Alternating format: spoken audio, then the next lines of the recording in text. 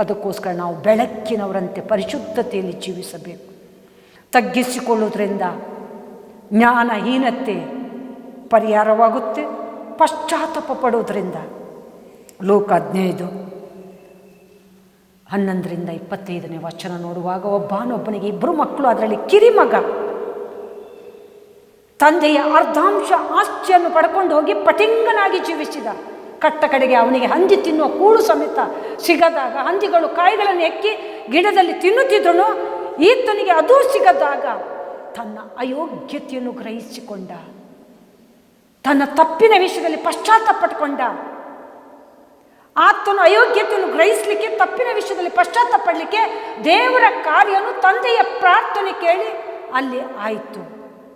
ತಂದೆ ಅನುದಿನ ನನ್ನ ಕಿರಿಮಗ ಪಟಿಂಗನಾಗಿ ಹೋಗಿ ಜೀವಿಸಿದ, ಅರ್ಧಾಂಶ ಆಸ್ತಿ ಕಳ್ಕೊಂಡ, ಅದೂ ಅಡ್ಡಿಲ್ಲ, ಆದರೆ ತಿರುಗಿ ನನ್ನ ಬಳಿಗೆ ನನ್ನ ಮಗ ಬರಬೇಕು, ಒಳ್ಳೆಯವನಾಗಬೇಕು, ಅವನನ್ನು ನಾನು ಕಣ್ತುಂಬ ನೋಡಬೇಕೆಂಬುದಾಗಿ ದೇವರಿಗೆ ಪ್ರತಿದಿನ ತಂದೆ ಒಪ್ಪಿಸ್ತಿದ್ದಂಥ ಪ್ರಾರ್ಥನೆ ಕಿರಿಮಗನ ಮೂಲಕ ಪಶ್ಚಾತ್ತಾಪವನ್ನುಂಟು ಮಾಡಿ ತನ್ನ ತಪ್ಪಿನ ವಿಷಯದಲ್ಲಿ ಗ್ರಹಿಕೆಗೆ ತಂದು, ನಾನು ಇಲ್ಲಿದ್ದರೆ ಸಾಲದು, ನನ್ನ ಈ ಲೋಕದ ತಂದೆಯ ಮುಂದೆಯೂ ಪರಲೋಕದ ಜೀವವುಳ್ಳ ತಂದೆಯ ಮುಂದೆಯೂ, ಅಪ್ಪ ನಿನಗೂ ಪರಲೋಕದ ತಂದೆಗೂ ನಾನು ದೊಡ್ಡ ತಪ್ಪು ಮಾಡಿ ಅವಿಧೇಯನಾಗಿ ಪಾಪಿಯಾದೆ, ನಿನ್ನ ಆಳುಗಳಲ್ಲಿ ನನ್ನನ್ನು ಒಬ್ಬನಂತೆ ನೀನು ಸೇರಿಸಿಕೋ, ನಿನ್ನ ಮಗನೆನಿಸಿಕೊಳ್ಳಿಕ್ಕೂ ನನ್ನಲ್ಲಿ ಯೋಗ್ಯತೆ ಇಲ್ಲ ಎಂಬುದಾಗಿ ತನ್ನ ತಪ್ಪಿನ ವಿಷಯದಲ್ಲಿ ಪಶ್ಚಾತ್ತಾಪ ಪಡುವಾಗ ತಂದೆ ಬಂದು ಅಪ್ಪಿಕೊಳ್ತಾರೆ. ಅವನ ಕಾಲಿಗೆ ಜೋಡಿ ಇಲ್ಲ, ಬಟ್ಟೆ ಇಲ್ಲ, ಕೊಬ್ಬಿದ ಕರುವನ್ನು ಕೊಯ್ಸಿ ಅವನಿಗೆ ಊಟ ಬಡಿಸಿ ಔತಣವನ್ನು ಏರ್ಪಡಿಸಿ ಎಂಬುದಾಗಿ ಆ ತಂದೆ ಸಂತೋಷವಾಗಿ ಕಳೆದು ಹೋದ ಮಗನ ವಿಷಯದಲ್ಲಿ ಖುಷಿ ಪಡುವಾಗ ಹಿರಿ ಮಗನಿಗೆ ಮತ್ಸರೋಸು ಉಂಟಾಗುತ್ತೆ. ಸಹಜ ಮತ್ಸರ ಉಂಟಾಗುವುದು. ಯಾಕಂದರೆ ಇಷ್ಟೊತ್ತು ತಂದೆ ಹೇಳ್ದಂಗೆ ಕೇಳಿ ತಂದೆಯ ಜೊತೆ ಬಿದ್ದಿದ್ದೇನೆ, ಇವನು ಪಟಿಂಗನಾಗಿ ಅರ್ಧಾಂಶ ಆಸ್ತಿ ತಗೊಂಡೋಗಿ ಪಟಿಂಗನಾಗಿ ಜೀವಿಸಿದ್ರು, ಇವನು ಬಂದಾಗ ನನ್ನ ತಂದೆಗೆ ಸಂತೋಷ, ನಾನು ಇವರ ಕೈ ಕೆಳಗಿದ್ದು ಇವರಿಗೆ ಎಲ್ಲ ಮಾಡಿರೋ ಸಂತೋಷ ಇಲ್ಲ ಎಂಬುದಾಗಿ ಹಿರಿಮಗನಿಗೆ ಮತ್ಸರ ಉತ್ಪತ್ತಿಯಾದದ್ದು ಸಹಜ. ಆದರೆ ಜ್ಞಾನಿಗಳು, ಮಗ ಜ್ಞಾನಿಯಾಗಿದ್ದರೆ ತಂದೆಯ ಸಂತೋಷವನ್ನು ಅರ್ಥ ಮಾಡಿಕೊಳ್ತಿದ್ದ. ನಾನೇನೋ ಒಳ್ಳೆಯವನಾಗಿದ್ದೇನೆ, ತಂದೆಯ ಹತ್ರನೇ ಇದ್ದೇನೆ, ತಂದೆದ್ದೆಲ್ಲ ನನಗೆ, ಆದರೆ ನನ್ನ ತಮ್ಮ ಸರಿ ಇರಲಿಲ್ಲ, ಇವತ್ತು ಸರಿಯಾಗಿ ಬಂದಿದ್ದಾನೆ, ಅವನನ್ನು ವೆಲ್ಕಮ್ ಮಾಡೋದು ನನ್ನ ತಂದೆಯ ಧರ್ಮ, ನಾನು ಆತನಿಗೆ ಮೆಚ್ಚುಗೆಯಾಗಿ ನಡೆದದಕ್ಕೆ ಅಂಥ ಬುದ್ಧಿ ನನಗೆ ಬರ್ದಿಲ್ಲ, ಆದ್ದರಿಂದ ನಾನು ಅವನ ವಿಷಯದಲ್ಲಿ ಮತ್ಸರ ಪಡಬಾರ್ದು, ನಾನು ಒಳ್ಳೆಯವನಾಗಿ ಬದುಕಬೇಕೆಂಬುದಾಗಿ ಅಣ್ಣ ಯೋಚನೆ ಮಾಡಬೇಕಿತ್ತು. ಹಂಗೆ ಯೋಚನೆ ಮಾಡಿಲ್ಲ, ಅವನಿಗೆ ಜ್ಞಾನಹೀನತೆ ಬಂತು.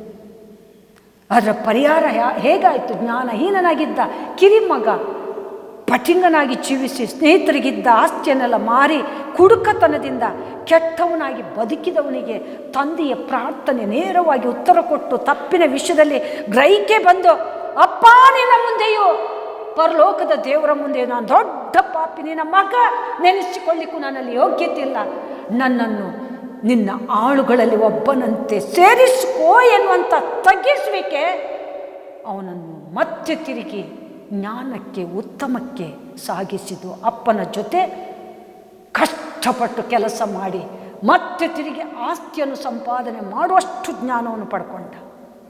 ಬುದ್ಧಿಹೀನನಾಗಿ ಸಾಗಿಲ್ಲ. ತಗ್ಗಿಸುವಿಕೆಯಿಂದ ಜ್ಞಾನಹೀನತೆ ಪರಿಹಾರ ಆಗುತ್ತೆ. ಪಶ್ಚಾತ್ತಪಟ್ಟ ಈ ಕಿರಿಮಗ ಪಶ್ಚಾತ್ತಪಡೋದ್ರಿಂದ ಜ್ಞಾನಹೀನತೆ ಪರಿಹಾರ ಆಗುತ್ತೆ. ಹಾಗೆ ಯೇಸು ಸ್ವಾಮಿ ಒಂದು ಸುಂದರವಾದ ಸಾಮ್ಯ ಹೇಳಿದ್ದಾರೆ. ಅದು ನಾವು ಮತ್ತಾಯ 25:3-4 ವಚನದಲ್ಲಿ ನೋಡ್ಬೋದು. ಮತ್ತಾಯ 25ನೇ ಅಧ್ಯಾಯ ಓದುವಾಗ ಆರತಿಯನ್ನು ತೆಗೆದುಕೊಂಡ ಕನ್ಯೆಯರ ಬಗ್ಗೆ ಬರೆದಿದೆ. 5 ಮಂದಿ ಕನ್ಯೆಯರು ಆರತಿಯನ್ನು ತೆಗೆದುಕೊಳ್ಳುವಾಗ ಎಣ್ಣೆಯನ್ನು ತಗೊಂಡು ಹೋದರು. ಇನ್ನು 5 ಮಂದಿ ಕನ್ಯೆಯರು ಆರತಿಯನ್ನು ಮಾತ್ರ ತಗೊಂಡು ಹೋದರು. ದೀಪ ಆರತಿದ್ದು ಆರಿ ಹೋಗುವಾಗ ಬುದ್ಧಿವಂತ ಕನ್ಯೆಯರು ಎಣ್ಣೆ ಹಾಕಿ ಮತ್ತೆ ಆ ದೀಪವನ್ನು ಬೆಳಗಿಸ್ತಾ ಇದ್ರು. ಬುದ್ಧಿ ಇಲ್ಲದ ಕನ್ಯೆಯರು ನಮಗೂ ಸ್ವಲ್ಪ ಎಣ್ಣೆ ಕೊಡ್ರಿ ಎಂಬುದಾಗಿ ಈ ಬುದ್ಧಿವಂತರ ಹತ್ರ ಕೇಳ್ತಾ ಇದ್ರು. ಆ ಬುದ್ಧಿವಂತರು ನಿಮಗೆ ಕೊಟ್ಟರೆ ನಮಗೂ ಸಾಲದೆ ಬರುತ್ತೆ, ನಿಮ್ಮ ಹಾಗೆ ನಮ್ಮ ದೀಪನೂ ಆರಿ ಹೋಗುತ್ತೆ, ನೀವು ಹೋಗಿ ಪರ್ಚೇಸ್ ಮಾಡಿಕೊಳ್ಳ್ರಿ, ನಾವು ಈ ವಿಷಯದಲ್ಲಿ ನಿಮಗೆ ಕೊಡಲ್ಲ ಎಂಬುದಾಗಿ ಬುದ್ಧಿಯಿಂದಲೇ ಜೀವಿಸಿದ್ರು. ಅದು ದೇವರ ದೃಷ್ಟಿಯಲ್ಲಿ ಅನ್ಯಾಯ ಅಲ್ಲ, ನ್ಯಾಯ. ನಿಮಗೆ ಬುದ್ಧಿ ದೇವರು ಕೊಟ್ಟಿದ್ದಾರೆ, ಎಣ್ಣೆ ತಗೊಂಡು ಬರಬೇಕಿತ್ತು, ಈಗ ಬಂದು ಏನು ಕೇಳೋದು? ಕೆಲವರು ಹಂಗೆ, ಕೆಲವ್ರದ್ದು ಬಾಟ್ಲನ್ನು ತಗೊಳ್ಳೋದು, ನೀರು ಕುಡಿಯೋದು, ಕಚ್ಚಿ ಕುಡಿಯೋದು. ಕೆಲವರಿಗೆ ಆಗಲ್ಲ ಅದು. ಕೆಲವರು ಇತರಿಗೆ ಡಿಸ್ಟರ್ಬ್ ಮಾಡ್ತಾ ಇರೋದು. ಬುದ್ಧಿ ಇಲ್ವಾ? ಒಂದು ಬಾಟ್ಲಲ್ಲಿ ನೀರು ತರಬೇಕು, ಬಂದು ಕೇಳ್ತಾ ಇರೋದಲ್ಲ. ಎದ್ದು ನನ್ನಲ್ಲಿ ಕೆಲವರು ಎದ್ದು ಅವರ ಕೆಲಸ ನಾನು ಮಾಡಬೇಕು. ಬುದ್ಧಿ ಇಲ್ವ ನಿಮಗೆ? ಒಂದು ಬಾಟ್ಲ್ ತೊಗೊಂಡು ಬರಲಿಕ್ಕಾಗಲ್ವ? ನಿಮ್ಮ ವಿಷಯದಲ್ಲಿ ಸತ್ಕಾರ ಮಾಡಬೇಕು, ಆದರೆ ಬುದ್ಧಿ ಇಲ್ಲದ ಸತ್ಕಾರಕ್ಕೆ ದೇವರು ಮೆಚ್ಚುವನಲ್ಲ. ಈ ಕನ್ಯೆಯರು ಆರತಿ ಜೊತೆ ಎಣ್ಣೆ ತಗೊಂಡೋದಕ್ಕೆ ಎಣ್ಣೆ ಕೊಟ್ಟಿಲ್ಲ ಇವರಿಗೆ. ದೇವರು ಇವರನ್ನೇ ಮೆಚ್ಚಿದ ಹೊರತು ಅವರನ್ನು ಮೆಚ್ಚಿಲ್ಲ. ಹೇಗೆ ಅಂತ ಕೇಳ್ತೀರಾ? ದೇವರು ಬಂದರು, ಇವರ ಆರತಿಯನ್ನು ಮೆಚ್ಚಿದ್ರು, ಬಾಗಿಲು ಹಾಕಿದ್ರು. ಬುದ್ಧಿ ಇಲ್ಲದವರು ಬಂದರು, ಬಡ ಬಡ ಬಡ ಬಾಗಿಲು ತಟ್ಟಿದ್ರು. ದೇವರು ಬಂದು ಓಪನ್ ಮಾಡಿದರು. ನೀವ್ಯಾರೋ ನನಗೆ ಗೊತ್ತಿಲ್ಲ. ಯಾಕೆ? ಬುದ್ಧಿ ಇಲ್ಲದೆ ವರ್ತಿಸಿದಕ್ಕೆ. ಅವ್ರು ಎಣಿಸಿರ್ಬೋದು ಇವ್ರು ನಮಗೆ ಕೊಟ್ಟಿಲ್ಲ ಅಂತ ಸತ್ಕಾರ ದೇವರಿಗೆ ಬೇಕಾಗಿಲ್ಲ. ಬುದ್ಧಿವಂತಿಕೆಯ ಸತ್ಕಾರ, ಬುದ್ಧಿವಂತಿಕೆಯ ನ್ಯಾಯ, ಧರ್ಮ ಅದು ಬೇಕಾಗಿದೆ. ನಮ್ಮಿಂದ ಒಬ್ಬರಿಗೆ ಡಿಸ್ಟರ್ಬ್ ಆಗಬಾರ್ದು. ನಮ್ಮಿಂದ ಒಬ್ಬರು ಈ ರೀತಿಯಲ್ಲಿ ಆ ರೀತಿಯಲ್ಲಿದ್ದಾರೆ, ನಮಗೆ ಅದು ಇಷ್ಟ ಆಗಲ್ಲ ಅಂತ ಹೇಳಬಾರ್ದು. ಅಂಥ ಜ್ಞಾನವನ್ನು ದೇವರು ನಮ್ಗೆ ಅನುಗ್ರಹಿಸಿದ್ದಾರೆ. ಆ ವಿಷಯದಲ್ಲಿ ಬುದ್ಧಿವಂತ ಕನ್ಯೆಯರಾಗಿ ನಾವು ಇರುವುದಾದರೆ ನಾವು ಜ್ಞಾನವನ್ನು ಸಂಪಾದನೆ ಮಾಡಿ ನಿತ್ಯ ಜೀವ ಹೊಂದಬಹುದು. ಈ ಬುದ್ಧಿವಂತ ಕನ್ಯೆಯರು ನಿತ್ಯ ಜೀವಕ್ಕೆ ಪಾತ್ರರಾದರು, ಇವರು ನರಕಕ್ಕೆ ಪಾತ್ರರಾದರು. ಬುದ್ಧಿಹೀನತೆಯಿಂದ ಅವರಿವರನ್ನು ಅವಹೇಳನ ಮಾಡೋದ್ರಿಂದ, ಅವರಿವರ ಕೊಳಕುಗಳನ್ನು ಹುಡುಕೋದ್ರಿಂದ, ಅವರಿಗೆ ನಾನು ಹಂಗೆ ಮಾಡಿದೆ ಹಿಂಗೆ ಮಾಡಿದೆ. ಯಾಕೆ ಮಾಡಿದ್ಯಾ? ನಿನ್ನ ಜೀವನವನ್ನು ಉದ್ಧಾರ ಮಾಡೋದಕ್ಕೆ ಮಾಡ್ಕೊಂಡಿದ್ಯಾ ಹೊರತು ಅದು ನಿನಗೊಂದು ಕಸುಬು ದೇವರಿಂದ ಬಂದದ್ದು. ಅದನ್ನು ನಾನು ಮಾಡಿದೆ ಎಂಬುದಾಗಿ ಹೇಳಿಕೊಳ್ಳೋದಕ್ಕಿಂತ ನಾನು ಮಾಡಿದ್ದು ಏನೂ ಇಲ್ಲ, ಅದಕ್ಕೆ 2ರಷ್ಟು ಆಶೀರ್ವಾದ ಹೊಂದಿದ್ದೇನೆ, ಇನ್ನೂ ನಾನು ಮಾಡಬೇಕಿತ್ತು ಅವರಿಗೆ ಅನ್ನುವಂಥ ಬುದ್ಧಿ ನಿನ್ನಲ್ಲಿ ಬರ್ತಿದ್ರೆ ಇನ್ನೂ ನೀನು ಆಶೀರ್ವಾದ ಹೊಂದುತ್ತಿ. ಏನಿಲ್ಲ, ಬಾಯಲ್ಲಿ ನಾನು ಮಾಡಿದೆ ನನ್ನ ಹತ್ರ ಮಾಡಿಸ್ಕೊಳ್ತಾರೆ, ಹಿಂಗೆ ಜಾರಿಕೊಳ್ತಾರೆ, ಅವರು ಉಪಾಯ ಮಾಡಿ ಕೆಲಸ ಮಾಡಿಸ್ಕೊಳ್ತಾರೆ. ಈ ರೀತಿಯ ಮಾತು ನಮ್ಮಲ್ಲಿ ಯಾರಲ್ಲೂ ಬರಬಾರ್ದು. ಉಪಾಯ ಮಾಡಿ ನಮ್ಮ ಹತ್ರ ಕೆಲಸ ಮಾಡಿಸ್ಕೊಳ್ಳೋರು ಯಾರೂ ಕರ್ತನ ಚಿತ್ತಂತೆ ಎಲ್ಲದಕ್ಕೂ ಕರ್ತನ ಚಿತ್ತದ ಪ್ರಕಾರ ಉಪಾಯ ಮಾಡಿ ಕೆಲಸ ಮಾಡಿಸೋರು ಯಾರೂ ಇಲ್ಲ. ಆ ವಿಷಯದಲ್ಲಿ ನಾವು ಎಚ್ಚೆತ್ತುಕೊಳ್ಳಬೇಕು. ನಮ್ಮ ಪಾಲಿಗೆ ಬಂದಂಥ ಕೆಲಸವನ್ನು ನಾವು ಮಾಡಿ ದೇವರನ್ನು ಮೆಚ್ಚಿಸಿ ಅದಕ್ಕೆ ಪ್ರತಿಫಲವನ್ನು ಹೊಂದಬೇಕು ಅನ್ನುವಂಥ ತೀರ್ಮಾನ ನಮ್ಮಲ್ಲಿರಬೇಕು. ಈ ವಿಷಯದಲ್ಲಿ ನಮಗೆ ಬುದ್ಧಿ ಇದೆಯೋ ಅಥವಾ ಬುದ್ಧಿಯಿಂದಾಗಿ ನಮ್ಮಲ್ಲಿ ಇದ್ದದ್ದನ್ನು ಕಳ್ಕೊಳ್ತಿದ್ದೆವು? ಎಲ್ಲವನ್ನು ಯೋಚಿಸೋಣ.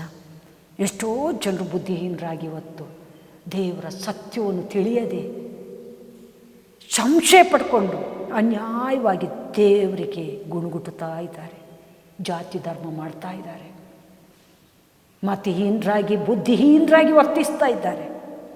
ಅಂತರ ವಿಷಯದಲ್ಲಿ ದೇವರು ನಮಗೆ ಕಾಳಜಿ ಕೊಟ್ಟಿದ್ದಾರೆ, ಚಿಂತನೆ ಕೊಟ್ಟಿದ್ದಾರೆ, ಜವಾಬ್ದಾರಿ ಕೊಟ್ಟಿದ್ದಾರೆ, ಪ್ರಾರ್ಥನೆ ಮಾಡು ಎಂಬುದಾಗಿ ಎಚ್ಚರಿಸ್ತಿದ್ದಾರೆ. ಮೂಢಾತ್ಮರ ಮಾರ್ಗಗಳು ಯಾವುದು, ಲಕ್ಷಣಗಳು ಯಾವುದು? ಮೂಢಾತ್ಮರ ಅಥವಾ ಜ್ಞಾನ ಹೀನತೆಗೆ ಪರಿಹಾರ ಯಾವುದು? ಜ್ಞಾನವನ್ನು ಹೇಗೆ ಸಂಪಾದನೆ ಮಾಡೋದು? ಇದನ್ನು ನಾವು ಇವತ್ತು ಕಂಡುಕೊಂಡೆವು. ಇದು ನಮ್ಮಲ್ಲಿದೆಯೋ? ನಾವು ಎಲ್ಲಿ ಎಡವು ಬೀಳ್ತಿದ್ದೇವೆ? ತಗ್ಗಿಸಿಕೊಳ್ಳುವ, ಪಶ್ಚಾತ್ತಪಡುವ, ಅಲ್ಪ ಕಾಲ ಎಂಬುದಾಗಿ ಭಾವಿಸುವಂಥ, ದೇವರ ಭಯನೂ ತಂದುಕೊಳ್ಳುವಂಥ ವಿವೇಕವನ್ನು ಸಂಪಾದಿಸುವಂಥ, ಹಾಗೆ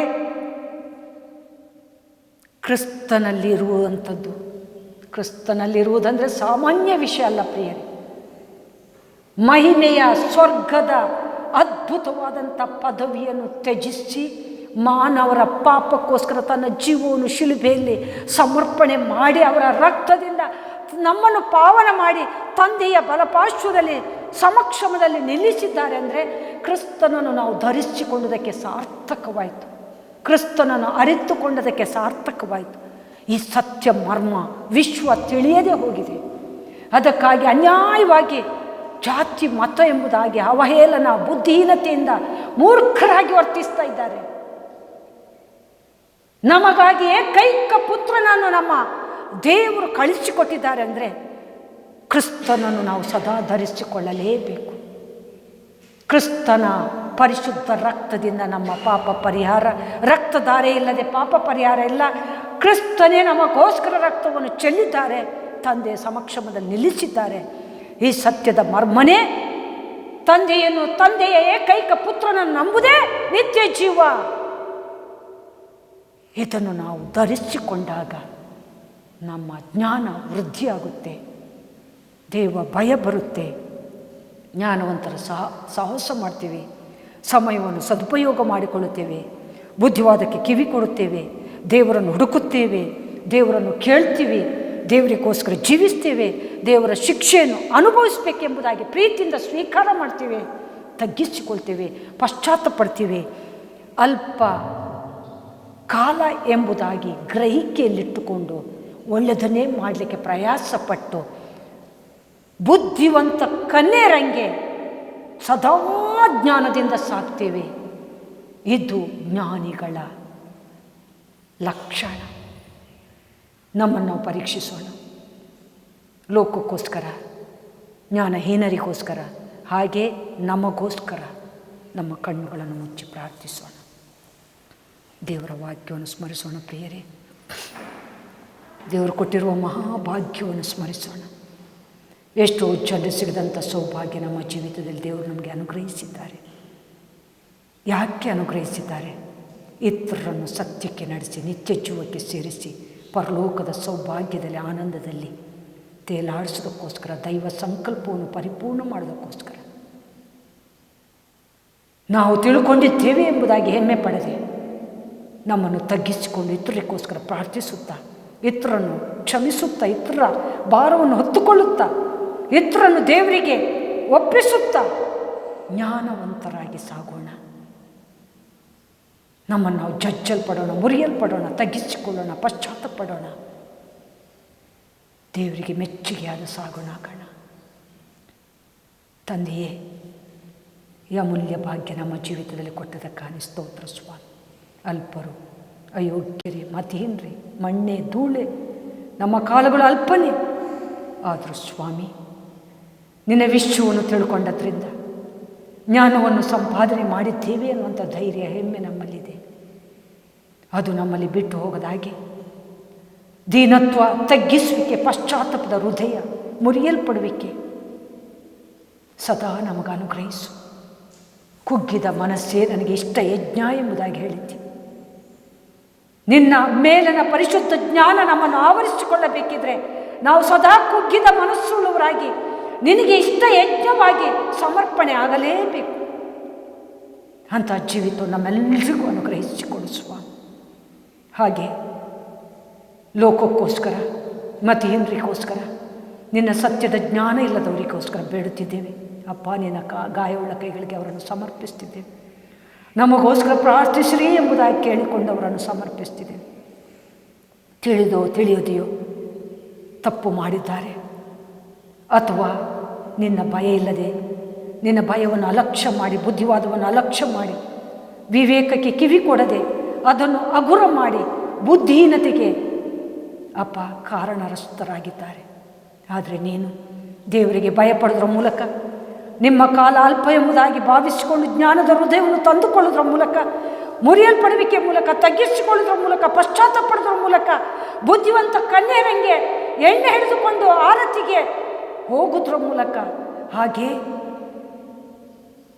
ಜ್ಞಾನಿಗಳಾಗಿ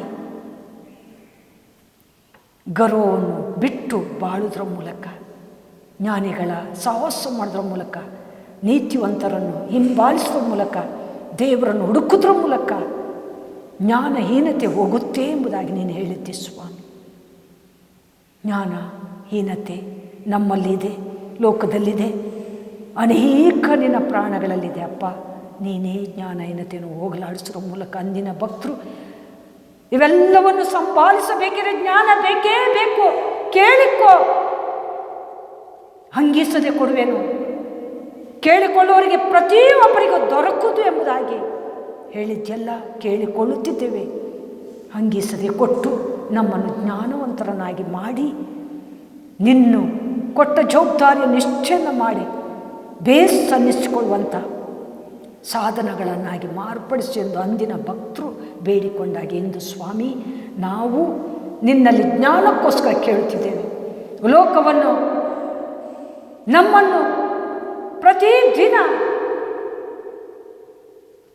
ಜ್ಞಾನದಲ್ಲಿ ಸಾಗಿಸಿ, ಲೋಕದಲ್ಲಿ ನಿನ್ನ ಮಹಿಮೆಯ ಜ್ಞಾನವನ್ನು ತುಂಬಿಸಿ, ಲೋಕವನ್ನೇ ಸನ್ಮಾರ್ಗದಲ್ಲಿ ಸ್ವರ್ಗವನ್ನಾಗಿ ಮಾಡಿ ಮಾರ್ಪಡಿಸು ಎಂಬುದಾಗಿ ಬೇಡುತ್ತಿದ್ದೇವೆ ಸ್ವಾಮಿ. ಅಪ್ಪ, ನೀನು ಹೇಳಿದಂಥ ಮಾತು, ಸಮುದ್ರದಲ್ಲಿ ನೀರು ಹೇಗೋ ಹಾಗೆ ನನ್ನ ಮಹಿಮೆಯ ಜ್ಞಾನವನ್ನು ಲೋಕದಲ್ಲಿ ಪಸರಿಸುವೆನು. ಆಮೇಲೆ ಅಂತ್ಯ, ಆಮೇಲೆ ಸನ್ಮಾರ್ಗ, ಆಮೇಲೆ ನೀತಿ, ಆಮೇಲೆ ಲೋಕನೇ ಸ್ವರ್ಗ ಎಂಬುದಾಗಿ ಹೇಳಿದಂಥ ದೇವರೇ, ಕಪಟ, ವಂಚನೆ, ಮೋಸ, ಅನ್ಯಾಯ, ಕೊಲೆ, ದರೋಡೆ ಯಾವುದೂ ಇಲ್ಲ. ಅಂಥ ಮಹಿಮೆ ಜ್ಞಾನವನ್ನು, ಮೇಲನ ಪರಿಶುದ್ಧ ಜ್ಞಾನವನ್ನು ಲೋಕದಲ್ಲಿ ಸಮುದ್ರದಲ್ಲಿ ನೀರು ಹೇಗೋ ಹಾಗೆ ನಾನು ತುಂಬಿಸುವೆನೆಂದು ಹೇಳಿದಂಥ ದೇವರೇ, ಅದನ್ನು ನೀನು ಮಾಡು. ಅಲ್ಲಲ್ಲಿ ನಿನ್ನ ಭಕ್ತರನ್ನು ಎಬ್ಬಿಸು. ನಮ್ಮ ಮೂಲಕನು ಸುತ್ತಮುತ್ತಲ ಎಲ್ಲ ಜನರನ್ನು ಸತ್ಯಕ್ಕೆ ನಡೆಸು. ಜ್ಞಾನದಿಂದ ಜ್ಞಾನಹೀನತೆಯನ್ನು ಹೊರದೂಡಿಸು ಎಂಬುದಾಗಿ ಬೇಡುತ್ತಿದ್ದೇವೆ ಸ್ವಾಮಿ. ಪ್ರಾರ್ಥನೆ ಕೇಳಿದಕ್ಕಾಗಿ ಸ್ತೋತ್ರ ಸ್ವಾಮಿ. ಈ ಮೂಲಕ ಅಪ್ಪ, ಮುಂದಿನ ದಿನಗಳಲ್ಲಿ ನಾವೆಲ್ಲರೂ ಜಿತೇಂದ್ರ ಉಳ್ಳವರಾಗಿರಲಿ, ಎಚ್ಚರಿಕೆಯಲ್ಲಿ ಸಾಗುವಾಗಿ. ಹಾಗೆ ನಮ್ಮ ಜೊತೆ ಟಿವಿ ಮೂಲಕ ವಾಕ್ಯವನ್ನು ಹೊರಚೆಲ್ಲುವಂಥ ಪ್ರಿಯರ ಅಪ್ಪ ಸೇವೆಯನ್ನೂ ನೀನು ಆಶೀರ್ವದಿಸಿ, ಅವರನ್ನೂ ಆಶೀರ್ವದಿಸುವ ಮೂಲಕ ಅಂತೂ ಈ ವಾಕ್ಯಗಳು ಜೀವವುಳ್ಳ ನಿನ್ನ ಮಾತೆನ್ನುವಂಥ ವಾಗ್ದಾನ ವಾಕ್ಯಗಳು ಅದ್ಭುತವಾಗಿ ಫಲಿಸಲಿ. ಜ್ಞಾನಹೀನತೆ ಬಡಿದೋಡಿಸಲಿ. ಆತ್ಮಸಾಕ್ಷಿಗಳು ಚುಚ್ಚಿ ವಿವೇಕಕ್ಕೆ, ಜ್ಞಾನಕ್ಕೆ, ತಿಳುವಳಿಕೆಗೆ ಬರಲಿ. ನಿನ್ನ ಮಹಿಮೆ ತುಂಬಲಿ ಎಂಬುದಾಗಿ ಬೇಡುತ್ತಿದ್ದೇನೆ ಸ್ವಾಮಿ. ಹಾಗೆ ಮಾಡುವ ದೇವರೇ ಸ್ತೋತ್ರ, ಹಾಗೆ ಮಾಡುವ ದೇವರೇ ಸ್ತೋತ್ರ. ಮತ್ತೊಂದು ಆವೃತ್ತಿ ಸ್ವಾಮಿ, ಅಳ್ಪಳ ಬಾಯನ್ನು ನಿನ್ನ ಬಾಯನ್ನಾಗಿ ಮಾರ್ಪಡಿಸಿ ವಾಕ್ಯಗಳನ್ನು ಕೊಟ್ಟು ಅದನ್ನು ಫಲಿಸುವಂತೆ, ಅದರ ಫಲವನ್ನು ಪರಲೋಕದಲ್ಲಿ ನಾವು ಕಾಣಲಿಕ್ಕಾಗುವ ಹಾಗೆ ನಮಗೆ ಅಪ್ಪ ನೀನೇ ಸಹಾಯ ಮಾಡಿ ನೀನು ಮೈ ಮುಂದಕ್ಕೂ ಸ್ವಾಮಿ. ತಂದೆ ಮಗ ಪರಿಶುದ್ಧನೇ ಸ್ತೋತ್ರ. ಭಾರದಿಂದ, ಚಿಂತೆಯಿಂದ, ಜವಾಬ್ದಾರಿಯಿಂದ ಮಾಡಿದ ಪ್ರಾರ್ಥನೆ ಕೇಳಿದಕ್ಕಾಗಿ ಸ್ತೋತ್ರ ಸ್ವಾಮಿ. ಬಿತ್ತರಿಸಲ್ಪಟ್ಟಂತೆ ಈ ಜೀವವುಳ್ಳ ವಾಕ್ಯ ಫಲಿಸಲಿ. ಮತ್ತೊಂದು ಆವೃತ್ತಿ ಹೇಳುತ್ತಿದ್ದೇನೆ ಸ್ವಾಮಿ, ಬಿತ್ತರಿಸಲ್ಪಟ್ಟ ಈ ಜೀವವುಳ್ಳ ನಿನ್ನ ಮಾತುಗಳು, ವಾಗ್ದಾನಗಳು, ವಾಕ್ಯಗಳು ಫಲಿಸಲಿ. ಸಾವಿರಾರು, ಅನೇಕ ಲಕ್ಷಗಟ್ಟಲೆ ಜನರು ಇದನ್ನು ಪಾಲಿಸಲಿ, ಹಿಂಬಾಲಿಸಲಿ. ಈ ಮೂಲಕ ನಿನ್ನನ್ನು ಹುಡುಕಲಿ. ಅಜ್ಞಾನ ಎನ್ನುವಂಥ ಶಕ್ತಿ ನೀನೇ ಎಂಬುದಾಗಿ ನಿನ್ನನ್ನು ಅಡ್ಡ ಬಿದ್ದು ಆತ್ಮದಲ್ಲಿ ಆರಾಧಿಸಲಿ. ಹಾಗೆ ಮಾಡುವ ದೇವರೇ ಸ್ತೋತ್ರ. ಸ್ತುತಿ, ಘನ, ಮಾನ, ಮಹಿಮೆಪ್ಪ ನಿನಗೆ ಎಲ್ಲವನ್ನು ಒಪ್ಪಿಸ್ತಿದ್ದೀನಿ. ಬೇಡದೇ ಇರುವಂಥ ಅಂಶಗಳನ್ನು ಒಪ್ಪಿಸ್ತಿದ್ದೀನಿ. ಯೇಸುವಿನ ಮುದ್ದಾದ ನಾಮದಲ್ಲಿ ಎಲ್ಲವನ್ನು ಬೇಡಿ ಹೊಂದಿದ್ದೇನೆ ನಮ್ಮ ಜೀವವುಳ್ಳ ಪರಮ ತಂದೆ. ಆಮೇಲೆ